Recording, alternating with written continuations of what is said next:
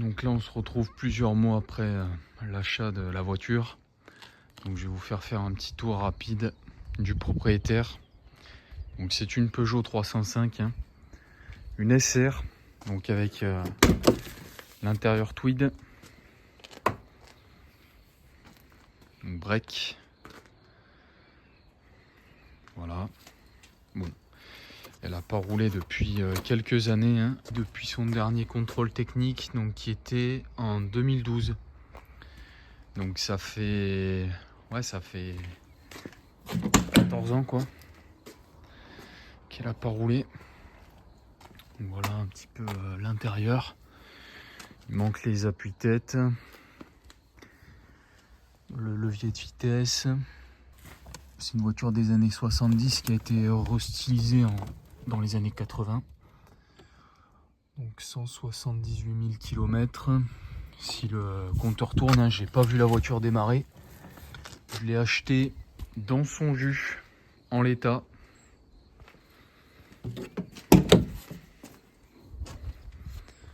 Voilà, les banquettes arrière. Bon, elle n'est pas en excellent état de premier abord comme ça. Mais bon, il y a un peu de travail quoi. Il y a du blédina dans le coffre, un accoudoir. Bon là je peux pas ouvrir le coffre parce qu'elle est trop collée là-bas. Mais là la première étape ça va être de lui faire passer le contrôle technique. Voilà. Donc le moteur là c'est vraiment un moteur ancien. Ça doit être un bloc qui a été de conception initiale fait dans les années 60. Donc il y a la boîte en fait en dessous du moteur. Il n'y a pas de boîte de vitesse séparée. C'est la même huile pour le moteur et la boîte. Donc il y a moteur et la boîte qui est un étage en dessous. Donc pareil pour l'embrayage, c'est un petit peu spécifique.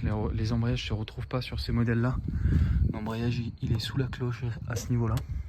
Simple, hein, carburateur forcément. Moi je suis un homme, hein, donc je roule que avec des carburateurs. Ça me paraît être le minimum. Et puis voilà, à peu près l'état général.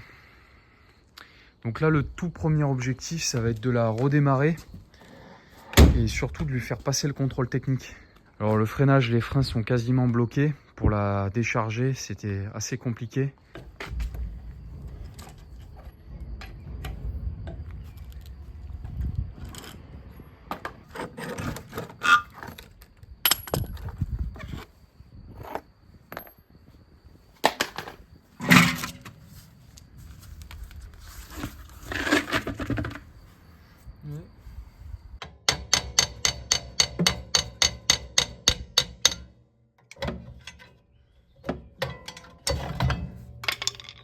Voilà.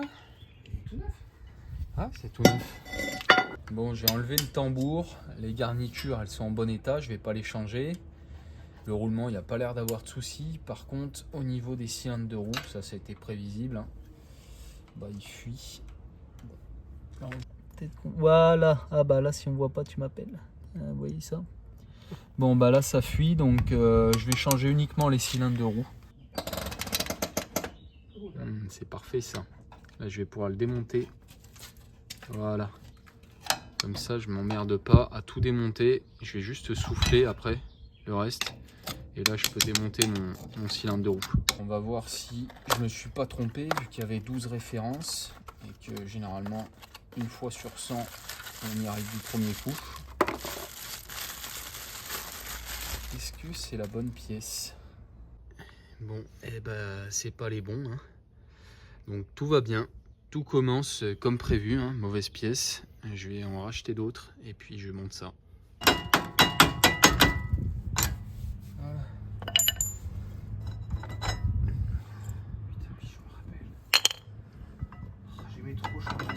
Alors merci à Car Vertical qui sponsorise cette vidéo et qui permet cette série de vidéos sur la 305. Donc Car Vertical, qu'est-ce que c'est? C'est une société qui vous propose de consulter l'historique complet d'un véhicule avant de l'acheter, tout simplement pour ne pas se faire arnaquer. Utiliser Car Vertical, ça vous permet d'être sûr que le propriétaire ne vous cache rien sur l'historique du véhicule. Un kilométrage trafiqué, un accident qui a été caché ou autre roublardise. Je vous ai mis à l'écran un rapport d'une Peugeot 207, donc vous pouvez voir qu'on a un attention au niveau des accidents. Et on a justement pas mal de photos sur le détail d'un accident qu'a subi cette voiture. Donc on voit qu'il y a eu un choc à l'avant gauche. Donc là c'est typiquement un exemple de rapport où vous avez tout qui est bon sauf la partie accident avec le détail des photos, tout ça. Je vous le mets à l'écran, comme ça vous avez le détail.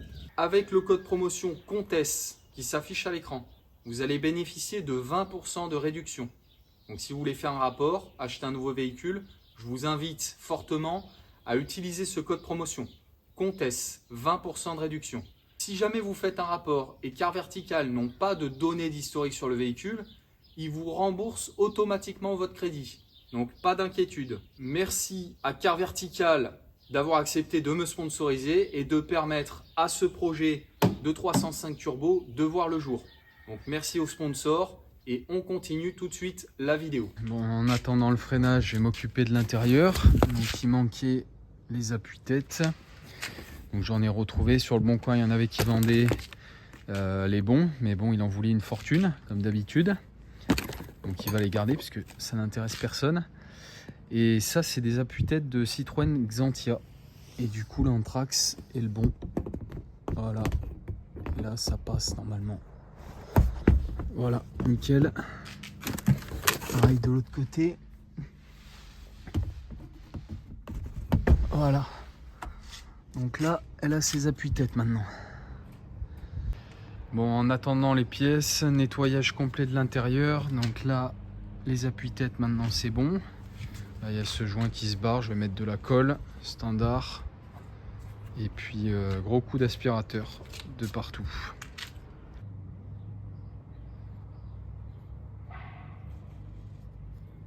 Alors ça, cette colle, à la base, on la trouve pour réparer les téléphones. Pour coller les coques, les équipements comme ça, mais c'est vrai qu'elle va vraiment bien, donc je l'utilise dans pas mal de choses moi maintenant.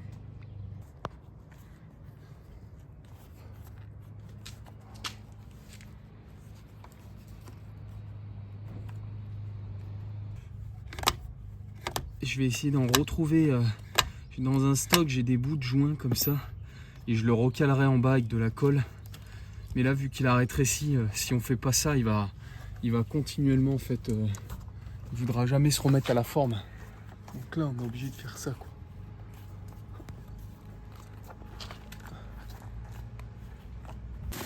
Allez les gars, pas de routine, c'est l'aventure. Comme ça. Ok, nickel. C'est bon pour l'arrière. Je vais remettre le tambour. Là, on est pas mal maintenant. En tout cas, ça tourne bien. Il faudra faire la purge après. Donc, c'est fini pour l'arrière. Je passe à l'avant. Voilà, disque. Pour remplacer les anciens, plaquettes neuves. Mettre un petit coup de brosse de partout. Et puis, ce sera pas mal. Voilà pour ce côté. Plaquettes neuves. Disque neuf. On est bien Tintin. C'est parti. Je fais l'autre côté et c'est terminé. Bon, pareil de ce côté. Hop, c'est tout neuf. Plaquette disque à l'arrière. J'ai remonté. Donc, il n'y a plus qu'à mettre les nouvelles roues. Enfin, c'est les roues d'origine, mais j'ai fait changer les pneus. Par des pneus que je vais vous montrer tout de suite. Voilà, donc à l'avant, j'ai trouvé, en fait, je fais avec ce que je trouve sur le Bon Coin. Donc j'ai trouvé des Noroto neufs. Les dimensions, c'est pas forcément les plus évidentes à trouver. Donc ça, c'est du 185 65 14. Donc d'origine, c'est du 155. Donc là, c'est quasiment ce qu'on peut mettre de plus large, hein. Ça va aller très bien. Et à l'arrière, j'ai trouvé des Falcon. Et puis voilà, 185 65 14. Qui sont, ça c'est des pneus 4 saisons, je pense. Ou même des pneus hiver. Enfin, c'est peut-être des 4 saisons. Ouais, qui sont à 50% d'usure, mais pour l'arrière, ça ira très très bien. Donc voilà. Pour avoir un ordre d'idée du budget, là, les 4 pneus, je les ai payés 70 €, quoi. Donc bon, pour des vieilles voitures, c'est imbattable, quoi. Voilà, la voiture est sur ses 4 roues. Là au niveau de la largeur, c'est difficile de monter plus large, hein, surtout à l'arrière. Ou au niveau du passage de roue là à l'intérieur. Vraiment j'arrive plus à passer un doigt. Ça se joue à 3 mm donc ça passe, hein, c'est bon. Mais on peut pas mettre plus gros. Donc si j'ai mis des roues plus gros, c'est à la fois pour avoir des tailles qui se retrouvent, vu que j'achète les pneus sur le bon coin, mais aussi parce que cette voiture elle va avoir un turbo, donc il y a plus de puissance à faire passer au sol. Donc il faut que ça accroche un minimum. Voilà, allez, je continue. Bon, on va purger les freins. Donc là le niveau est bien remonté. Vu que le liquide il a pas l'air dégueulasse. Puis pour purger, le meilleur système, hein, c'est ça. Vous prenez un bocal en verre, vous faites 2 trous, un bout de la durette qui va au fond et le deuxième bout que vous branchez au niveau des purges. Dès qu'il n'y a plus de bulles dans le fond, c'est que c'est bon. Voilà, pas besoin d'acheter des appareils compliqués qui valent cher, qui tombent en panne. Ça tombe pas en panne. Donc je sais qu'il y en a qui vont me dire que quand on a une centrale ABS, il faut avoir un appareil, que ça marche pas avec ça. Après c'est pas mon problème, si vous êtes gay, vous achetez des voitures avec ABS. Ouais, il y a le niveau. Bon, elle est pas magnifique, mais là pour le redémarrage ça ira bien parce que après on va démonter tout le moteur, donc là il faut juste qu'elle passe le contrôle. Voilà. On voit qu'il n'y a plus d'essence parce que forcément elle s'est évaporée, ça laisse une sorte de résine là, de résidu un peu gras qui a une odeur très particulière. Et donc ça c'est les gicleurs, donc le gicleur de ralenti là-dessus il est là et le gicleur principal il est là. Simplement le démonter, on va le souffler, on va passer un petit coup de nettoyage là-dedans. Est-ce que... Ah, il y a l'air d'en avoir encore.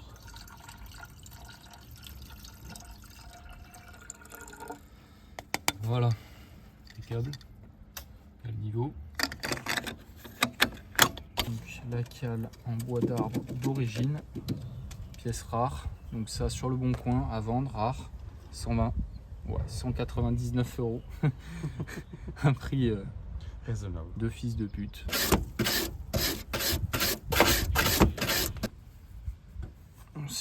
Voilà, cette batterie, elle fera l'affaire. Voilà, nickel. Le plus sur le plus, le moins sur le moins.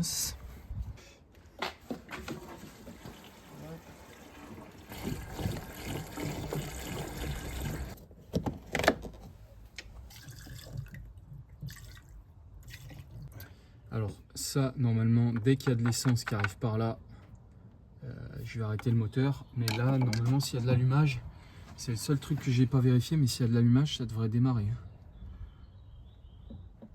Voilà, ça suffit. Allez, premier démarrage depuis 10 ans.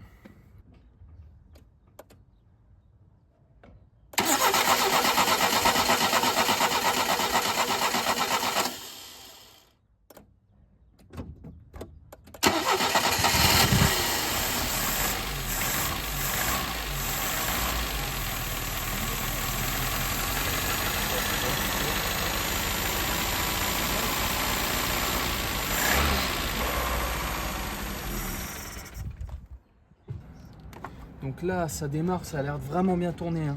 Mais la pompe, ça m'étonne pas.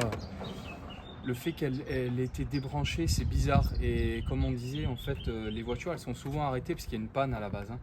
Donc c'est rare qu'elle soit juste remisée, elle marchait. Donc je pense qu'il y avait un souci au niveau de la pompe, pour ça que ça a été débranché.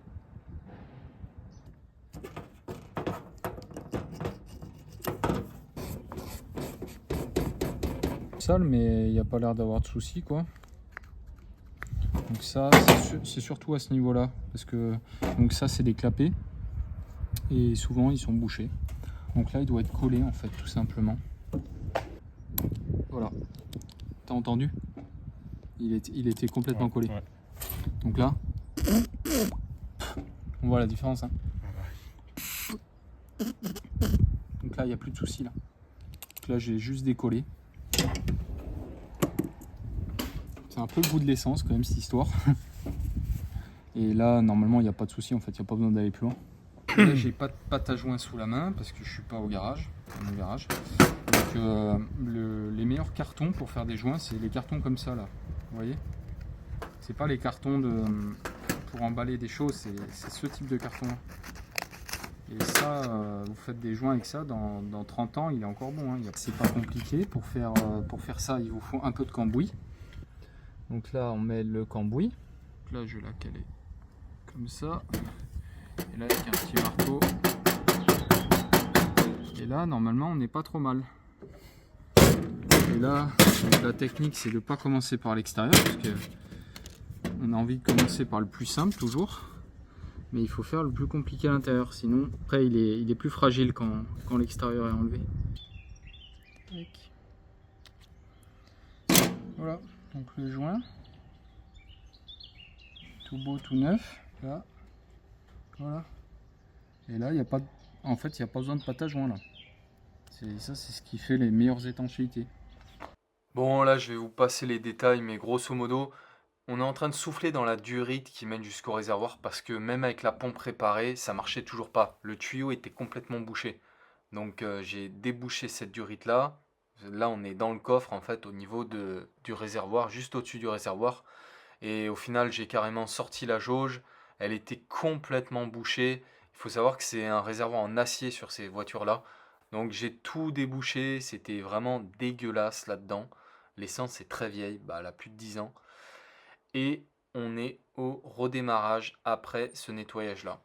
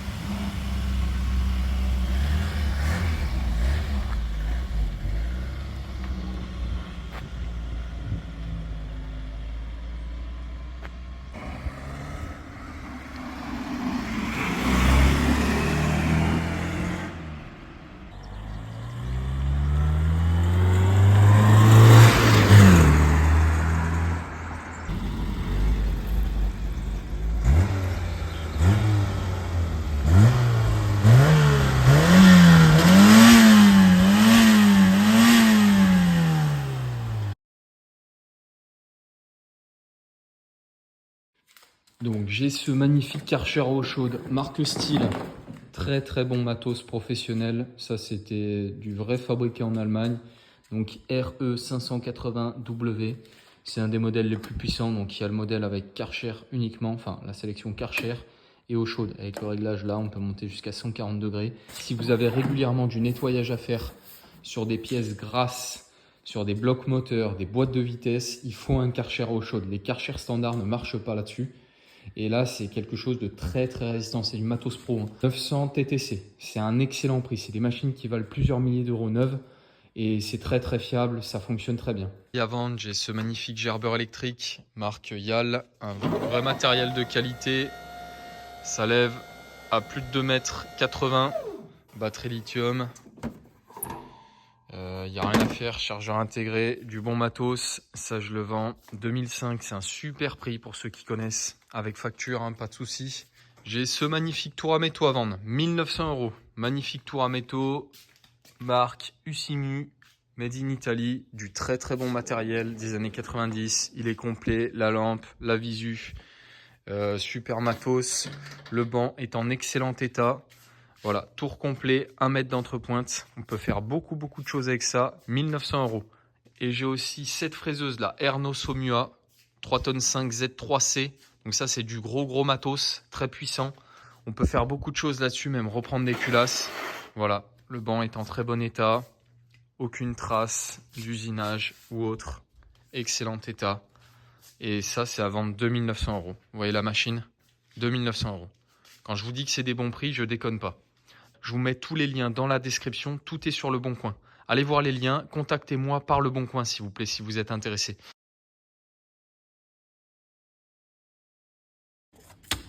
Bon, je viens de revenir du contrôle technique. Défaillance majeure. Performance du frein de service, déséquilibre arrière. Ça, je pense que c'est normal. Les freins ils sont tellement neufs. Il faut que j'utilise un petit peu. Donc ça, à Fouera. On va m'occuper de émissions gazeuses. En gros, la pollution, elle passe pas. Mais ça, c'est normal parce que sans le starter, la voiture n'arrive pas à tourner. Et ça vient du carbu. Donc, je vais commencer par démonter le carbu.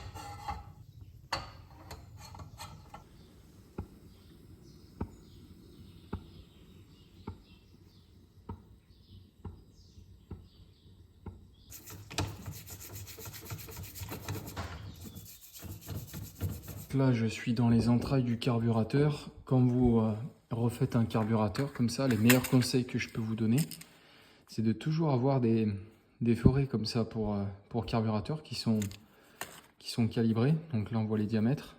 Donc c'est vraiment tout petit, hein. Et ça, c'est le gicleur de la pompe de reprise. Donc c'est ce qui permet de ne pas avoir de trou à l'accélération. Et ça, je peux vous garantir que c'est jamais démonté sur les carbus. Ceux qui changent les joints, ça sert à rien. Tout le monde achète des pochettes de joints, de carburateur comme si ça allait régler les problèmes. Ça change absolument rien généralement. En mettant des joints neufs, vous allez plutôt amener des problèmes. Mais par contre, tous ces petits éléments-là, c'est calibré. Ça, vous voyez, c'est marqué 40. Donc ça, c'est la pissette qui est calibrée donc à 40 centièmes, donc 4 dixièmes. Donc là, je vais prendre un forêt de 40 comme ça. Ça se tient à la main, hein. C'est impossible de monter ça dans un mandrin. Et là, je vais venir reprendre manuellement, donc dans tous les forêts, surtout les petits, comme le gicleur de ralenti et le gicleur, par exemple, pour les pissettes. Eh ben, je viens tout reprendre ça, au diamètre d'origine, là, pour l'instant, parce qu'on reste à l'essence pour le passage au contrôle technique. Après, je passerai à l'éthanol. Ce genre de détail, ça fait vraiment toute la différence, hein. Donc, il n'y a pas besoin de bac à ultrasons, pas besoin de pochette de joint neuf. Un petit peu de gasoil. Acheter par contre des forêts rectifiées comme ça vaut pas très cher, ça vaut une trentaine d'euros des kits. Vous trouvez ça sur n'importe quel site de e-commerce. Et vous reprenez tout ce qui est calibré. Le diable se cache dans les détails. Donc toutes les petites pissettes, les choses comme ça, il faut vraiment démonter et reprendre. Allez, je finis de le remonter et on va voir comment ça tourne.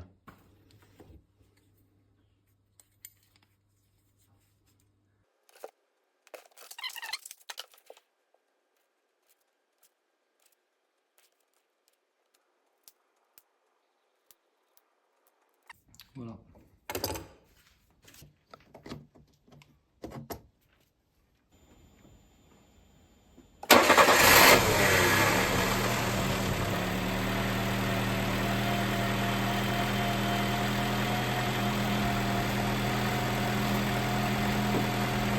Je viens de démarrer, là il n'y a pas de starter, ça tourne nickel.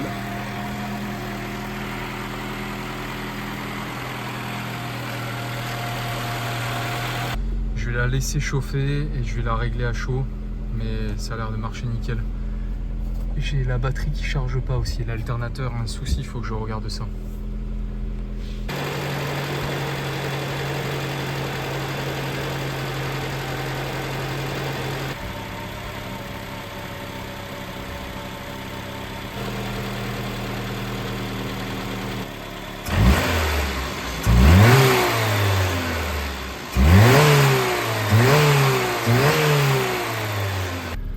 Là vous voyez je suis même encore un poil haut, je vais encore un tout petit peu le descendre. Là le moteur est chaud et donc sur un carbu il faut mettre le pied dedans, donc en partant de zéro, et il faut pas avoir le creux à l'accélération, hein. Donc là je vous montre, hop, et je vais mettre pied dedans, c'est parti. Et là on est nickel, il n'y a pas de temps de réaction. Le ralenti revient assez rapidement. J'ai aucun creux. Là Là je vais encore descendre un peu le papillon de ralenti pour mettre juste en dessous des 1000 tours, mais là vous voyez, si je mets pied dedans, on est réglé impeccable. Donc là starter toujours enlevé, hein. Voilà, il n'y a plus de soucis de ce côté là, le réglage est bon. Donc ça c'est fait. Donc là, on va remettre en seconde.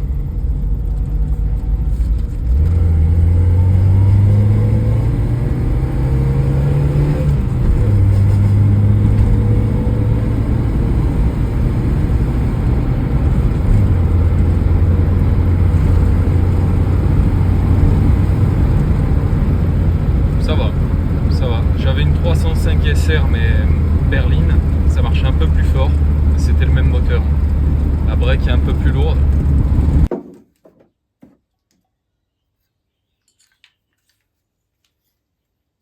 Un alternateur, pour générer du courant, il lui faut un courant d'excitation parce qu'il n'y a pas d'aimant à l'intérieur. C'est pour ça que là, quand je tourne, ça tourne librement.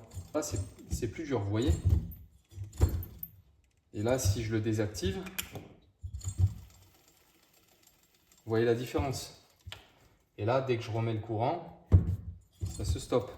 Là, je viens de démonter la partie avec les charbons. Donc les charbons, c'est ça. Donc ça appuie sur ce qu'on appelle le collecteur. Voilà, qui est à l'intérieur. Et moi, je pense que ça vient de là le problème. Parce que quand je le faisais tourner, il freinait pas très fort. Et ça veut dire qu'il y a un mauvais courant d'excitation. Donc il y a un mauvais champ magnétique à l'intérieur. Ça tourne librement. Dès que je mets le courant, hop, ça bloque. Et là, vous voyez la différence maintenant. Donc ça, c'était les charbons qui étaient défectueux. Je vais les changer. Mais vous voyez la différence. Allez, je vous remontre. Petit coup, hop. Et là, je vais brancher. Voilà.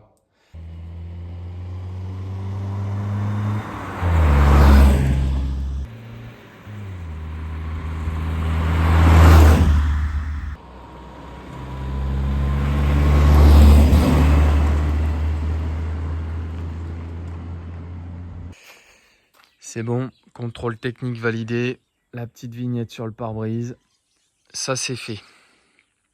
Manque plus que la prépa turbo maintenant, c'est parti.